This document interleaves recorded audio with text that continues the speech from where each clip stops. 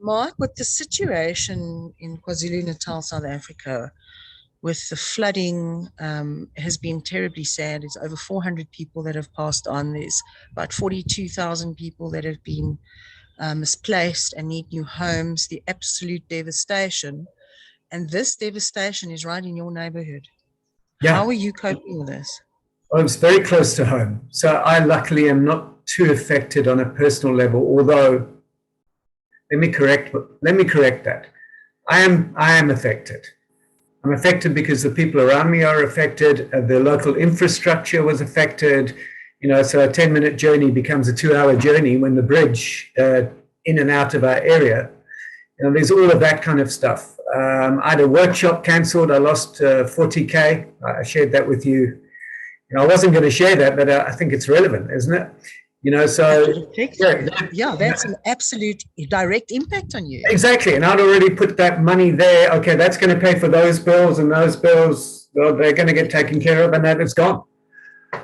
Okay, because there's no Wi-Fi, and it's been postponed, and there was no power, and so normal operating business just could not function. Kids didn't even go to school. My daughter didn't go to school because the school didn't have water or electricity. So normal life is completely impacted. So that's why I'm correcting myself. So of course I was impacted. I think sometimes we numb out a bit about the impact of these things. And then I saw the devastation around me. So there's a river close to us that burst its banks. The guy who runs our clubhouse here, the restaurant, his name is Hannes. He nearly drowned in his vehicle, and it went up to and he had to kick out the windows and deal with that. And then there he was back at work the next day, So I just sat with him and listened to his story. And, we've perseverance there. Wow. So perseverance is one of our, and this is why it's so close to home. Perseverance is a big theme as part of our empowered leadership. So I just want to talk about perseverance because it's not about being a hero. Let's talk about what it's not. It's not about working so hard that you kill yourself. It's not about having no boundaries. It's not about just giving, and you've got nothing to give. It's not about that. It's about a balanced way of being. It's about being part of a community. It's actually, hear this, people, it's about vulnerability. I have better perseverance when I'm vulnerable, when I ask for help. Also, I have better perseverance when I give help. And I did help some guys from a local location here. So our international listeners, that is like a township area. There's great inequality in our country where poor people were. And, just helping those guys haul their car out of a ditch. And we actually ended up having fun and playing in the mud like little children. I'm 55, and I was rolling around in mud with these guys from the location, and we spoke to each other on a level that you don't normally speak to each other. See, that adds to perseverance. That because the whole is greater than the sum of its parts. Note our previous talk about collaboration, but that is also perseverance, where we create space to be with one another, to help each other, to hear each other's stories, to become vulnerable, and then also just to notice and to recognize ourselves. So I need to notice when I need to go and to gather my strength. I sometimes need to sit quietly and do nothing to gather my strength. I need to have a cup of coffee and reflect on the day to gather my strength. It's not about being this hero, like, look at me, I'm doing this and doing that and just doing and making things happen. What a hero. I'm the tough cookie, And that is actually a behavior that I see a lot in leadership. So, how dare you be sick? And if you're sick, oh, look at me, I'm the hero, because I'll only take 4 hours off and, and we'll cross-infect everybody to come to work, and we'll, produce ineffectively because we're on medication. But hey, I'm the hero because, hey, I'm at work.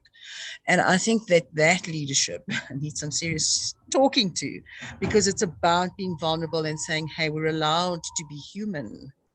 leadership. I'm going to say something really direct. Poor leadership has caused mental health issues on the planet on a level that we've never seen before. Right? Maybe that's because we're more transparent than we ever were before, but poor leadership has done damage to people's health, to people's well-being. It costs economies billions due to poor staff engagement, due to staff attrition. So I just want to be quite straight about this. Poor leadership has done a lot of damage because of this hero mentality, this individualism, this misconception about what success is, pushing people beyond at the cost of their families and their health and their well-being. I'm not saying be a sissy, right? Because I'm not a sissy. I'm not saying be weak and like, I'm not saying that. I'm saying we just need to be honest, transparent, authentic, vulnerable, real, and have a holistic look at what perseverance is. A holistic look. A burnout does not help anyone. So I also need to think about nurturing myself. What am I eating? Am I exercising? Am I making time for exercise? Is my well-being in check? And do I encourage other people to do that too? If I'm a leader, I should be encouraging other people to think holistically about their well-being and their state of mind, their emotions, their physicality, the whole picture. And for me, that's the deeper meaning of perseverance in the long term. Over to you. No, I agree with you. Sorry, and persevering, like we were saying, in a couple of videos as well. I'm at home, I'm here working as a mom from home, and I love what I do. And I have dogs. They bark. Yeah. Thanks for that perseverance, but absolutely. And and I'm guilty of that. Mark, but when I had staff, I always used to tell them, if you're sick, you're sick. We make other plans. The life that we live is more important than the stat at the end of the day.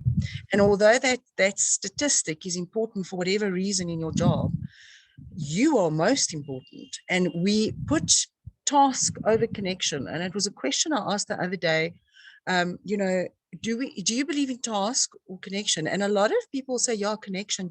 And the people that responded connection, I absolutely believe you.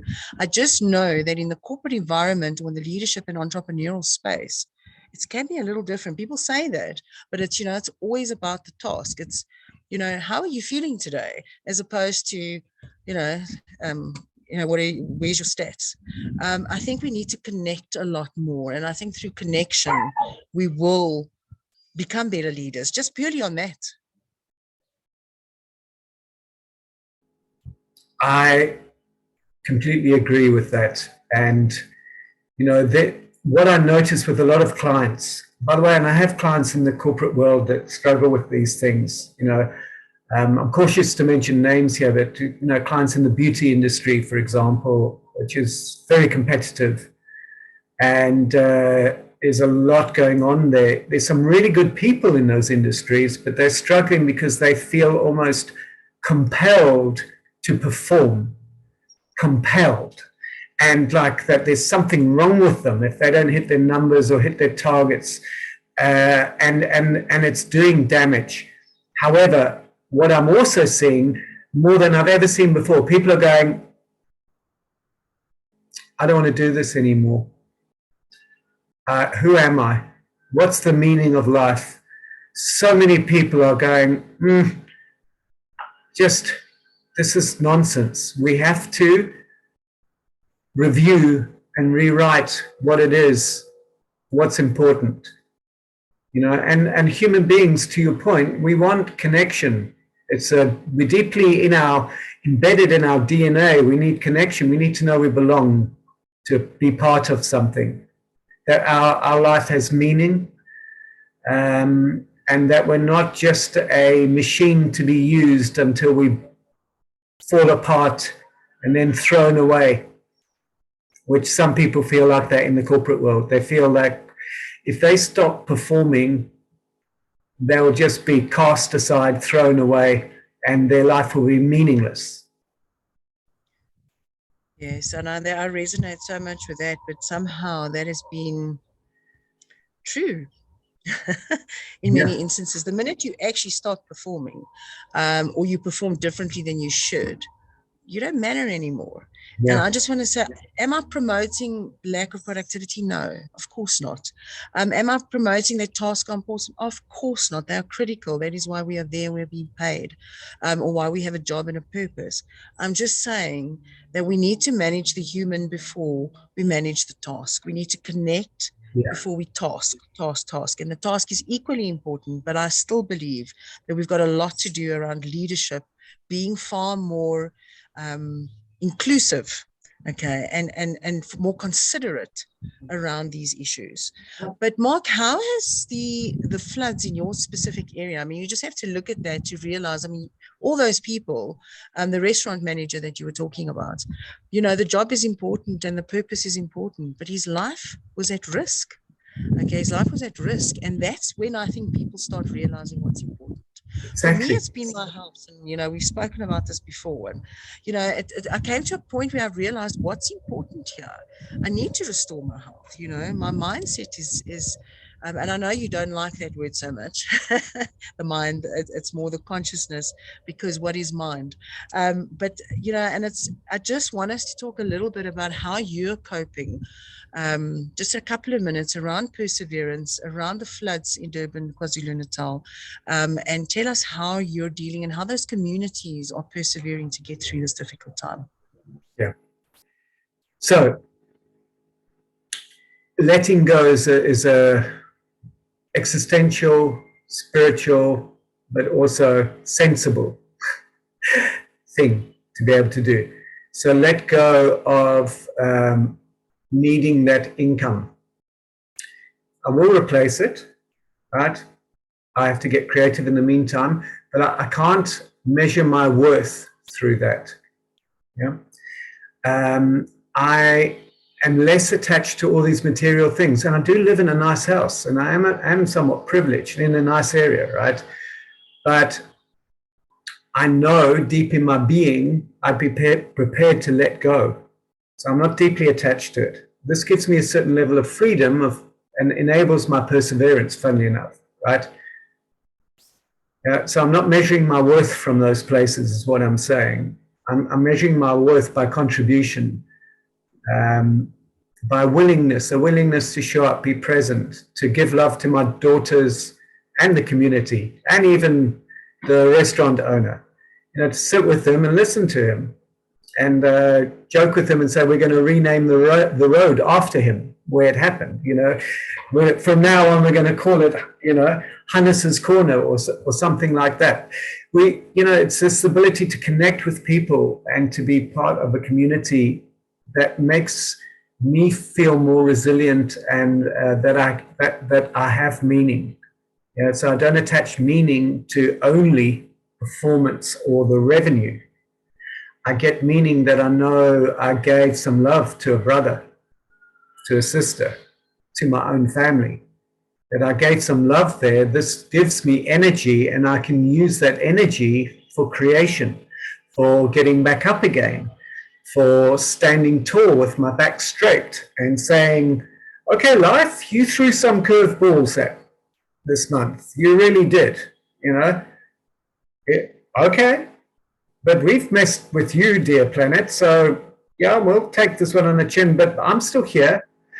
What I know, where I'm abundant, is love never dries up. Yeah? Love never dries up. It is abundant. Commitment never dries up. If you know how to access commitment, it never goes away. It doesn't live materially. It lives in our spirit, which is abundant by nature, and life is still abundant. I mean, we have an abundance of water. So connect to that. Connect to the more abundant part of life, and you will never run out of perseverance. And that's how I deal with the floods, because you know, if everything was taken away, I'm still rich in love. in my experiences, in my community, in the people around me. I'm still rich in those areas. So I invest in those areas, not always just in Bitcoin or some kind of high interest account. Invest in people, invest in relationships. You know, you will never run out of perseverance. That's my take. So, and that's how I deal with the floods, funnily enough. No, and I can imagine, because I mean that particular area has been quite at the helm of some really tragic stories over the last 2 years. Massively tragic. And my first response to you the other day was that area has dealt with so much adversity and so much pain and so much destruction, and just through floods and all the riots last year, etc. So if anyone can talk to us about perseverance, Mark, I definitely know it's you, and of course the people in your community. Yes, absolutely. Yeah, it's been almost like from one disaster movie to the next disaster movie. Yeah, and it has been challenging on so many levels, but and it really has highlighted just how troubled our infrastructure is and our government system is and all of that. Yet that's the dark, right? The light is people are understanding at a deeper level more than ever before what's truly important, what their highest values are. You get to meet your maker, you get to meet your highest values, and that's actually what's happened out of all of this. Yes. And I think that, we can all, to some extent, resonate with that, because, COVID is a prime example. You just look around and, we can look around us and we can say, oh my God, the world is falling apart. It's a crazy world. But the reality is, even above all of that, we are still living in the best times possible for humans to be alive. We're still there. So thank you, Mark. Thank you. I just